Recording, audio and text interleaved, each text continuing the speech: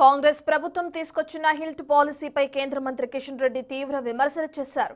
పెద్ద భూదందాకి తెరలేపారని ఆరోపించారు. వారి సొంత ప్రయోజనాల కోసమేంటని ఇదంతా అనుకుంటూ చెప్పుకొచ్చారు. హిల్ట్ పాలసీ కోసం వేసిన కమిటీ సచివాలయంలోనే ఉండి వారం రోజుల్లో నివేదిక ఇవ్వటమేంటని ప్రశ్నించారు. Hyderabad industrial land transformation policy పేరు మీద రేవంత్ రెడ్డి మరొక పెద్ద భూదందాకు తెరలేపడం జరిగింది. తను ముఖ్యమంత్రిగా తన ప్రయోజనాల కోసమే ఆలోచన చేస్తూ ఉన్నారు. లబ్ధి చేకూర్చడం కోసం ఈ యొక్క 22 ఇండస్ట్రియల్ ఎస్టేట్లను అనే విధంగా ఈరోజు ఆయన కూడా నిర్ణయాలు తీసుకుంటున్న విషయాన్ని మనం చూస్తూ ఉన్నాము.